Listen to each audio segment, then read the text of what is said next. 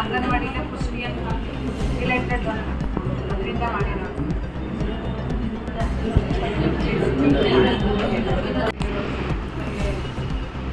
ನಮ್ಮೆಲ್ಲರಿಗೂ ಗೊತ್ತು, ನಾವು ಮುಂಚಿನಿಂದಲೂ ಹಬ್ಬಗಳನ್ನ ಮಾಡ್ಕೊಂಡು ಬರ್ತೀವಿ. ಯಾವ ಹಬ್ಬಕ್ಕೆ ಯಾವ ತಿಂಡಿಗಳು ಮಾಡಬೇಕು ಅಂತ ಆ ಹಬ್ಬಕ್ಕೆ ಆ ತಿಂಡಿಗಳು ಮಾಡ್ಬೇಕಂದ್ರೆ ಹೇಳ್ತೀವಿ. ಈಗ ಫಾರ್ ಎಕ್ಸಾಂಪಲ್ ಈಗ ಸಂಕ್ರಾಂತಿ ಬಂದಾಗ ಎಳ್ಳು ಬೆಲ್ಲ ಮಾಡ್ತಾರೆ, ಹೌದಾ? ಏನಕ್ಕೆ ಅಂದರೆ ಚಳಿಗಾಲದಲ್ಲಿ ಕೊಬ್ಬರಿ ಎಳ್ಳು ಅದನ್ನ ತಿಂದು ನಮ್ಮ ಮೈಗೆ ಆದಷ್ಟು ಎಣ್ಣೆ ಅಂಶ ತಗೊಳ್ಬೇಕು ಅನ್ನೋ ಒಂದು ಏನಂತಾರೆ ನೀತಿಯಲ್ಲಿ ಅದನ್ನ ಮಾಡಿಸ್ತೀವಿ. ಅದಲ್ಲದೆ ಬೇರೆ ಹಬ್ಬಕ್ಕೂ ಅಷ್ಟೇ, ಬೇರೆ ಹಬ್ಬಕ್ಕೆ ಒಬ್ಬಟ್ಟಾಗಲಿ ಇಲ್ಲೇ ಎಷ್ಟೊಂದು ಥರದ ಅಡುಗೆ ಮಾಡಿದ್ದೀರಾ, ಎಳ್ಳುಂಡೆ ಆಗಲಿ ಹುರಿಟ್ಟಿನ ಉಂಡೆಗಳಾಗಲಿ ಮಾಡ್ತೀವಿ ಪ್ರತಿ ಹಬ್ಬಕ್ಕೂ. ಬಟ್ ಇವಾಗ ಏನಾಗ್ತಿದೆ ಅನ್ನೋ ಬರ್ತಾ ಎಲ್ಲ ಹಬ್ಬಗಳನ್ನೂ ನಾವು ಈ ಪದ್ಧತಿ ಪ್ರಕಾರ ಮಾಡ್ತಿಲ್ಲ, ಮತ್ತೆ ಯಾವಾಗ ಬೇಕೋ ಅವಾಗ ಮಾಡ್ಕೊಂಡು ತಿಂತಿದ್ದೀವಿ.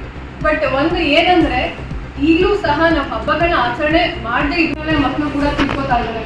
ಮತ್ತೆ ಏನಂತಾರೆ, ನೀವು ಸಹ ಅದನ್ನ ಗಮನದಲ್ಲಿ ಇಟ್ಕೊಂಡು ನಿಮ್ಮ ಮಕ್ಕಳಿಗೂ ಸಹ ಆದಷ್ಟು ಆಚೆ ತಿಂಡಿಗಳನ್ನ ಕಡಿಮೆ ಅವ್ರಿಗೆ ತಂದ್ಕೊಡೋದನ್ನ ನಿಲ್ಲಿಸಿ ನಮ್ಮ ಇಲ್ಲಿ ಏನಿದೆ ಈ ಆಹಾರಗಳನ್ನ ನಮ್ಮ ಮನೆಯಲ್ಲಿ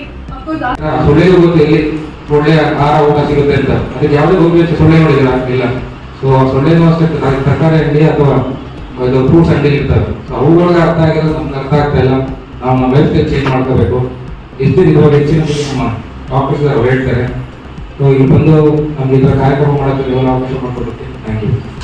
ಈ ಪೌಷ್ಟಿಕ ಆಹಾರದ ಬಗ್ಗೆ ಹೇಳೋದಾದ್ರೆ, ಮಕ್ಕಳಿಗೆ ಪೌಷ್ಟಿಕ ಆಹಾರ ಹೇಗಿರ್ಬೇಕು ಏನು ಮತ್ತೆ ಗರ್ಭಿಣಿ ಸ್ತ್ರೀಯರಿಗೆ ಏನಿರ್ಬೇಕು ಅನ್ನೋದ್ರ ಬಗ್ಗೆ ಸರ್ಕಾರ ಅಂಗನವಾಡಿ ಶಿಕ್ಷಕರೊಂದಿಗೆ ತುಂಬಾ ಸಮಾಲೋಚನೆ ಮಾಡಿ ನಿಮ್ಮಿಂದಲೇ ಪೌಷ್ಟಿಕ ಆಹಾರ ಮತ್ತೆ ಉತ್ತಮ ಆರೋಗ್ಯ ಸಿಗ್ಬೇಕು, ಅದು ಗ್ರಾಸ್ ಲೆವೆಲ್ ಇಂದ ಸಿಗ್ಬೇಕು ಅನ್ನೋ ದೃಷ್ಟಿಯಿಂದ ಅಂಗನವಾಡಿ ಶಿಕ್ಷಕರೊಂದಿಗೆ ಗರ್ಭಿಣಿ ಸ್ತ್ರೀಯರಿಗೆ ಯಾವ ಪೌಷ್ಟಿಕಾಂಶದ ಆಹಾರಗಳು ಕೊಡಬೇಕು, ಯಾವ ಮೊಳಕೆ ಕಾಳು ಕೊಡಬೇಕು, ಹೆಸರು ಕಾಳು ಎಷ್ಟು ಕೊಡಬೇಕು, ಎಷ್ಟು ಸೇವನೆ ಮಾಡಬೇಕು, ಅವರ ಬಳಕೆ ಹೆಂಗಿರ್ಬೇಕು, ಅದನ್ನ ಎಷ್ಟು ದಿನ ಶೇಖರಣೆ ಮಾಡಿ ಇಟ್ಕೋಬೇಕು ಅನ್ನೋದೆಲ್ಲ ನಿಮ್ಗೆ ಹೇಳಿರ್ತಾರೆ.